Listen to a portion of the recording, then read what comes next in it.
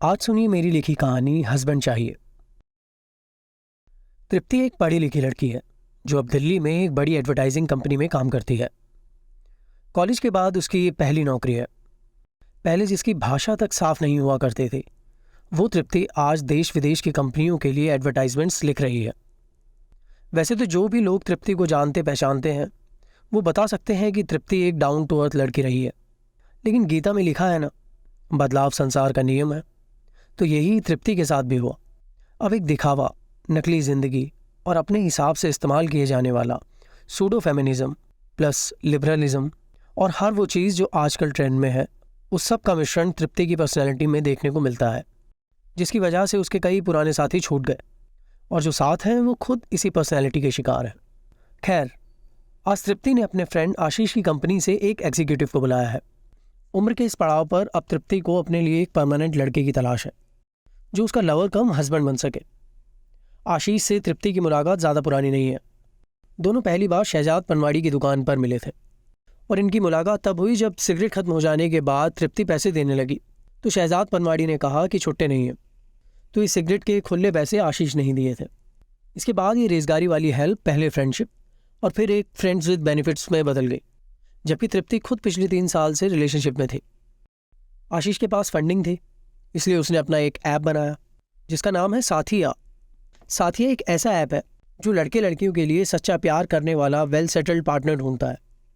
इनका ऐप सभी सब्सक्रिप्शन लेने वालों को एक एग्जीक्यूटिव असाइन करता है जो उनके पास जाकर उनकी पसंद नापसंद को समझकर उनको प्रोफाइल्स दिखाते हैं। दोपहर के 1:30 बज चुके थे जब तृप्ति के फ्लैट की डोरबेल रिंग होती है। तृप्ति सो रही थी, वो उठकर आती है तो आधी नींद में ही दरवाज़ा खोलती है और आंखें मलते हुए कहती है, जब तुम्हारे पास चाबी है आशीष तो तुम क्यों डोरबेल बजाते हो? तृप्ति ने बिना दरवाजे पर देखे बोला है। दरवाजे पर एग्जीक्यूटिव खड़ा है। Sorry ma'am, but Ashish sir ने भेजा है। मैं सत्यम, साथिया ऐप से। आज हमारी मीटिंग प्लान थी ना। जैसे ही एग्जीक्यूटिव ने यह कहा तब तृप्ति को याद आया कि आशीष तो सुबह 5 बजे ही चला गया था उसके फ्लैट से। ओह भैया, सॉरी, आप अंदर आइए। टाइम क्या हुआ है? तृप्ति ने पूछा, जिसके जवाब में सत्यम ने घड़ी देखते हुए कहा, 1:30 बज गए हैं मैम। आप यहीं बैठिए, मैं अंदर से आती हूँ। ये कहकर तृप्ति अंदर वॉशरूम की तरफ चली गई।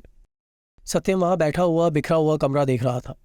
सब जगह कपड़े बिखरे पड़े थे, बियर और शराब की बॉटल्स, मैगी के पैकेट, किताबों पर जमी धूल। कोने में धूल खाती शिव की मूर्ति। वो खुद उठकर पानी लेता है। कुछ देर में तृप्ति आती है। उसके हाथ में सिगरेट का पैकेट और लाइटर है। वो आकर उसके सामने बैठती है और एग्जीक्यूटिव सत्यम से कहती है, जी बताइए। अभी मैम, आपने रिक्वेस्ट डाली थी ना हमारे ऐप पर, तो उसी के लिए मुझे असाइन किया गया है। आप मुझे डिटेल्स दे दीजिए और कुछ क्वेश्चंस भी हैं जिसके बाद हम आपको लड़कों की बेस्ट सजेशन दे पाएंगे। सत्यम ने कहते हुए अपना लैपटॉप ऑन किया। तृप्ति ने सिगरेट का कश मारते हुए उससे कहा, पूछिए क्या सवाल है? थोड़ा सा जल्दी कीजिएगा क्योंकि मुझे बाहर जाना है। ये श्योर मैम। सत्यम ने आगे उससे पूछा, मैम आप थोड़ा डिटेल में बता पाएंगी कि किस तरह का लड़का आपको चाहिए होगा? एंड आप लॉन्ग टर्म के लिए देख रही हैं या फिर शादी के लिए? आप शादी के लिए ही देख रही हूँ। देखिए, मेरी ज़्यादा एक्सपेक्टेशन तो नहीं है, but yes, I don't want hope. Hope is killing me, Tripti ने जवाब दिया। फिर भी किस तरह का चाहिए? सत्यम ने फिर से पूछा। तृप्ति ने सोचते हुए कहा, यही कि लॉयल हो और बस ओपन माइंडेड हो। तृप्ति ने जवाब दिया तो सत्यम ने फिर से पूछा, ओपन माइंडेड किस तरह से ma'am? Can you please elaborate?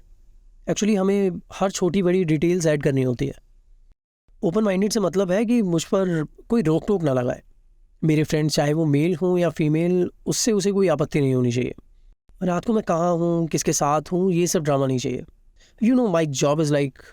जब तृप्ति ये कह रही थी तो सत्यम ने जवाब दिया, yes ma'am, I am getting you, but I am having a question. कि रोक टोक जैसे आपने कहा, यही सेम चीज़ें आप भी फॉलो करेंगी राइट? इस पर तृप्ति ने उसको देखते हुए पूछा, क्या नाम बताया था आपने अपना? सत्यम ने जवाब दिया, जी सत्यम। तो सत्यम जी, अगर सेम चीज़ें मुझे भी फॉलो करनी होती तो मैं अपने पिछले बॉयफ्रेंड से शादी ना कर लेते, आपके ऐप पर क्यों आती? ऑफकोर्स मैं ये सब खुद फॉलो नहीं कर सकती। अरे आप तो गर्ल्स को जानते ही हैं ना, हम गर्ल्स थोड़ी इमोशनल होती हैं। अगर हमारा पति किसी और लड़की से दोस्ती कर रहा है तो इसका मतलब ये है ना कि हम उसके लिए इम्पोर्टेंट है ही नहीं। हमारी इंपॉर्टेंस किधर गई? ऐसे तो वो चीट कर सकता है। am I right? इस बात को सुनने के बाद सत्यम चौंक गया और सवाल के जवाब में उसने उससे कहा, माफ़ कीजिएगा लेकिन वो लड़का भी तो यही सेम बात जो अभी आपने कही, वो भी तो यही कह सकता है ना। सत्यम की इस बात पर तृप्ति ने जवाब दिया, तो आपके ऐप का फ़ायदा क्या है? इसका जवाब सत्यम के पास नहीं था। उसने लैपटॉप पर नोट करते हुए आगे पूछा, मैंने नोट कर लिया है मैम, और कुछ बताइए। स्मोकिंग ड्रिंकिंग छोड़ पाना मेरे लिए इम्पॉसिबल रहेगा, और घरेलू काम, ये खाना बनाना एंड ऑल, वो भी नहीं हो पाएगा। तृप्ति ने जवाब दिया, तो आप चाहती है ये सब लड़का करे? मीन्स वो हाउस हस्बैंड जैसे? नहीं नहीं, हाउस हस्बैंड जैसे क्यों? लड़का अच्छी जॉब करने वाला ही चाहिए। Well settled is my priority. Satyam ने सोचते हुए कहा, तो ये खाना घर का काम वगैरह?